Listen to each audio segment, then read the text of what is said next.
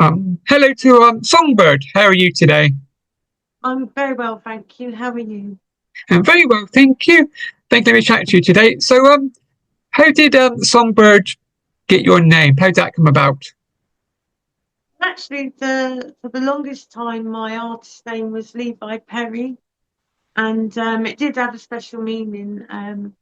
So it was my father who adopted me when he was quite old, bless him.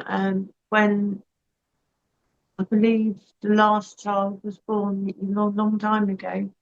In those days, the father didn't look after the children; they went into a home. And Levi was his youngest brother, and he hadn't hit a year old when he, passed away. Um, and Perry was the middle name of another special individual in my life that, um, so I've kind of, it was a life that was lost and a life that was struggling. So it kind of had a deep meaning for me. But I think as the times progressed, I feel like so many people called me Songbird because, one release after the other. And they really believed in my songs. So that's how that came about. And I thought, why not change it to Songbird now? Because so many people call me Songbird. So, So you kept it. Can you tell me more about your debut single that you released called "Let Me In"? um, yeah, Let Me In. It's quite a while ago now. So, like, I'm kind of building up to releasing my third album since returning to my music about six years ago. I probably would have probably just released one a year had I had my own home set up or, the funds to do it that quick. But this one, so I returned to my music in about 2018, 19. But then COVID happened. Um, so it does mean that there was a very big gap. And in between, I had a number 10 radio hit with 2021, New World, New Day. And I had that radio hit um, because a guy approached me called Larry Weir, who's often promoted a lot of well-known artists. And he said, how would you like to get your song into the charts? And I just thought, yeah, good luck with that. um, and all I could really manage to pay him, I believe, was for a month, and no longer. And within that month, I had so it was really to do with how much airplay and how many of your fans voted. So I'm very grateful for that because they gave me number 10 radio hit.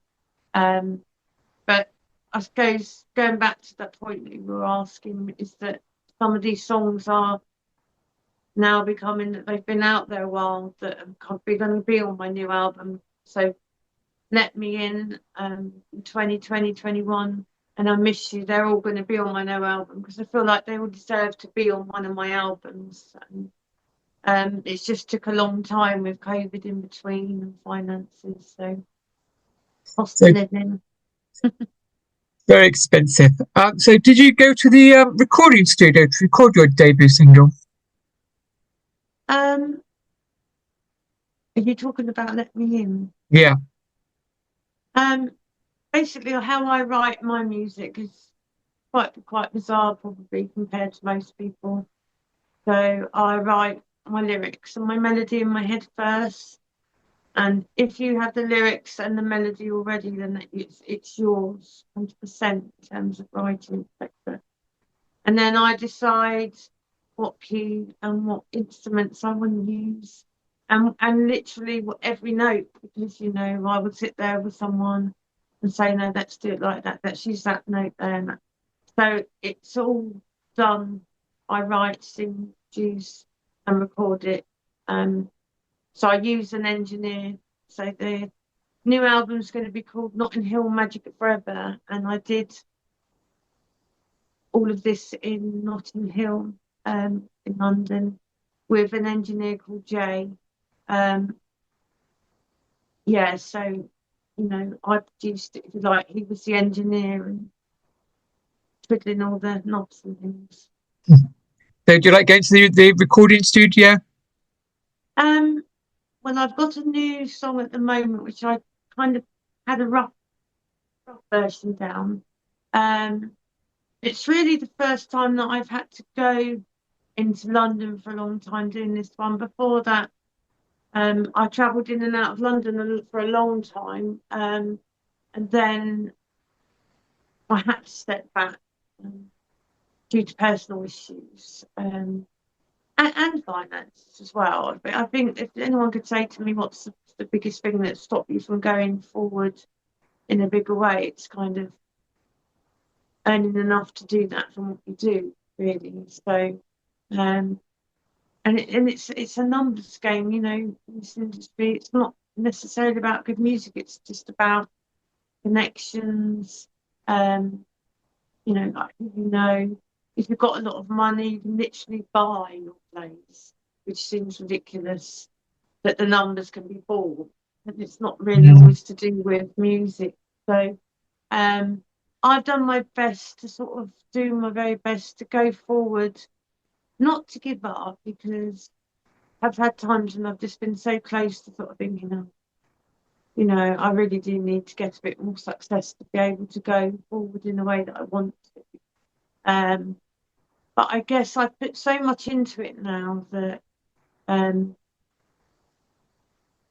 I just feel like it's a waste. I've put far too much into it to just be able to just walk away and just think, oh well, that's that.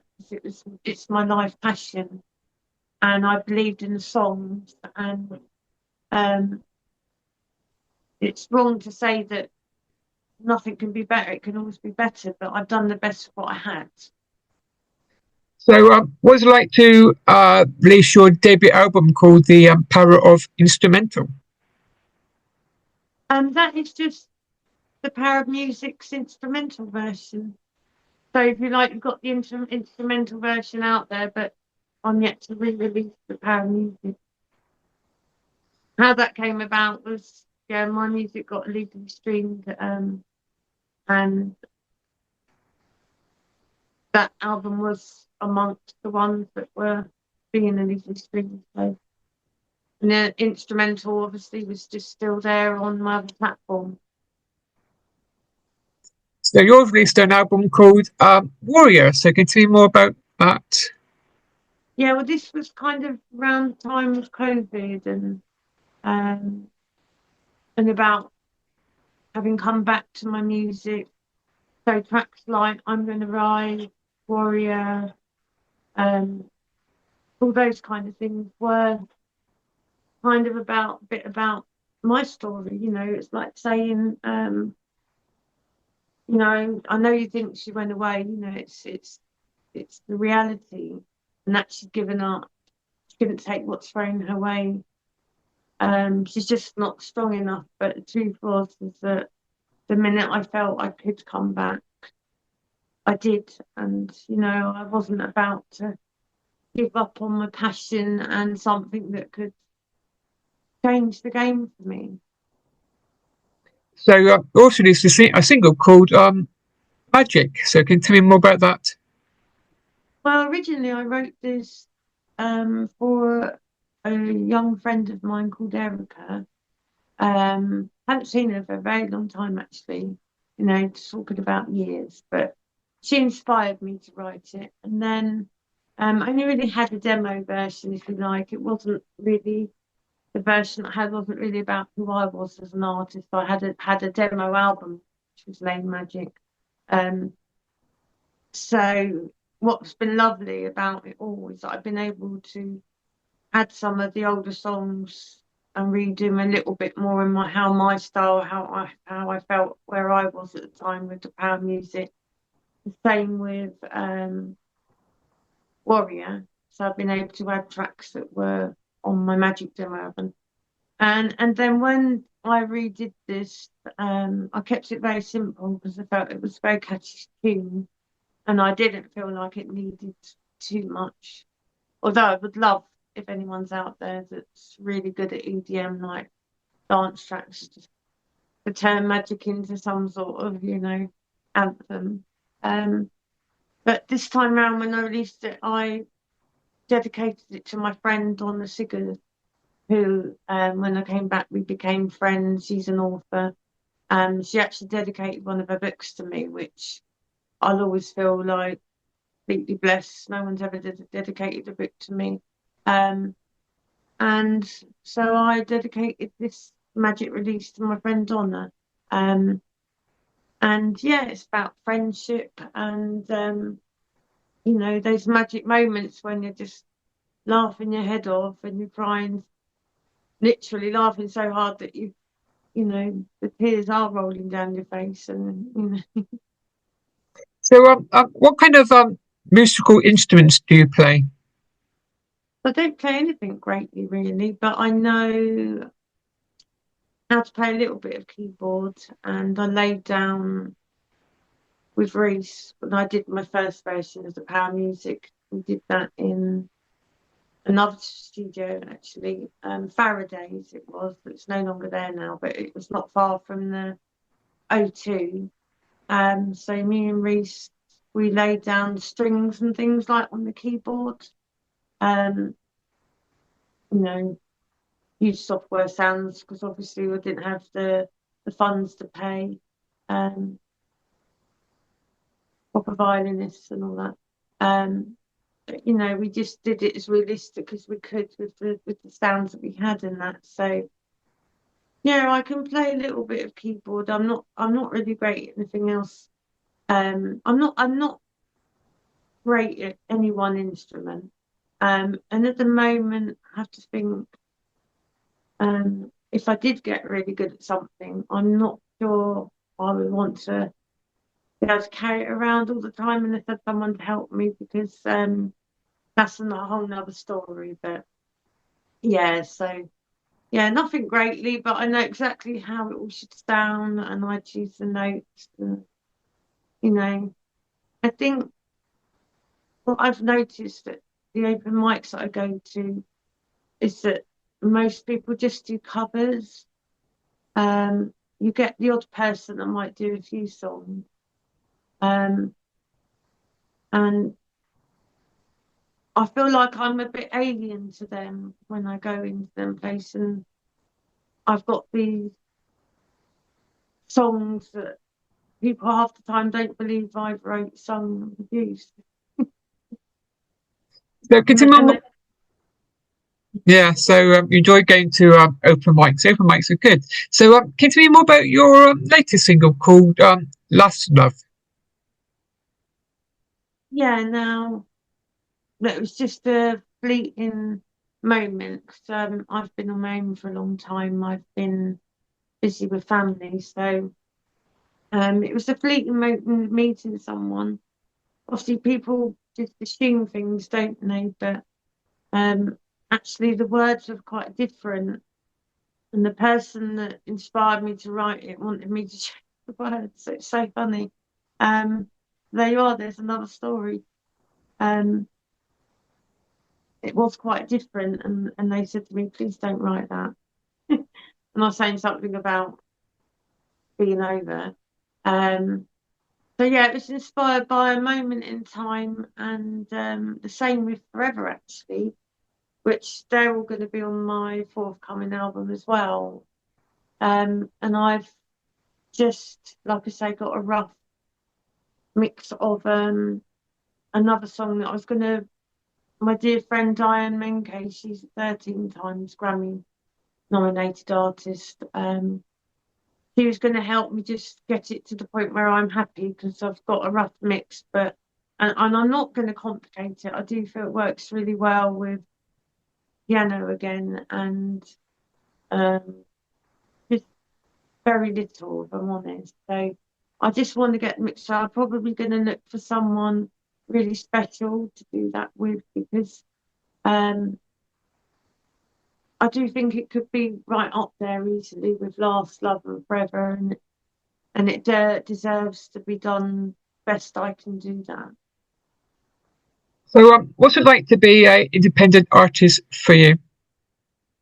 Um, I think it's just a lot of hard work, if I'm honest, because obviously when it comes to large labels, they invest quite a lot into artists.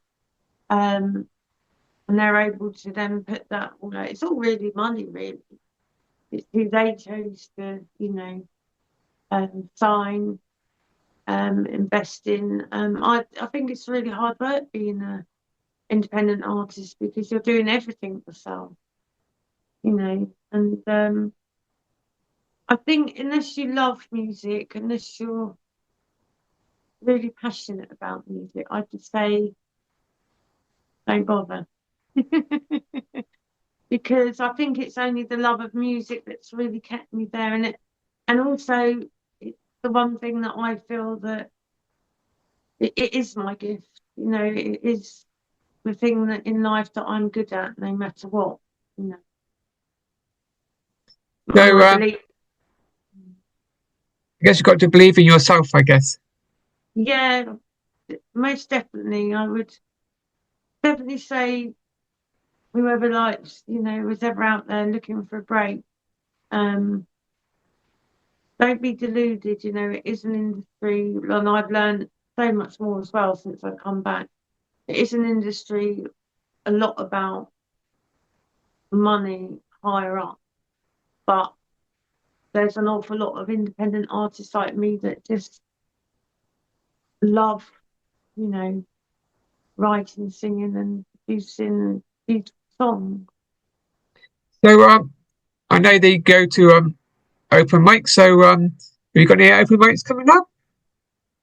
Um, I'm hoping to go this Friday to Abby's and really hoping to go to Jules's next Tuesday, because I've been there for a few weeks and I do like to support the people because you feel blessed that they actually are there hosting them. Otherwise, you wouldn't have the opportunity to go out there and sing. So finally, can you tell my listeners where can they find you on your social media? Um, best easiest way to find it is to just go to the homepage on my website and look at the top, and they will have all my social medias. They're not very good in terms of numbers because I think I've been hacked 3 times on my Instagram, and I think it must be the third Twitter that I'd had. Um, so yeah, I do think sometimes I do wonder if you sort of do another Twitter and Instagram, can you reach another audience? Um, but yeah, that's how they can find them. And that, what have I got on there? I've got my TikTok, Instagram. They're the two that I've been on the least in the recent times. Um, you have to sort of like go with what works for you when you feel you need to go back on them. I've got Reverb Nation on there. There's also Amazon links so that you'll be able to find the music that's available on Amazon there, Apple. Uh, yeah, I think it's taken me a while, if I'm honest, to get back into the place that I was because there's a lot gone on for me personally. And on top of that, I think it took me the best part of a year to get my music back into my control. And now, obviously, after having trouble with re-releasing the Power Music on the platform where my other music is, I'm now then having to look. So I'm nearly there, and I any advice I would give to anyone out there trying to promote their music is that you might go through hard times, but when you get back into a place that's good for you, you've got what you needed back, and anything else that's gone wrong.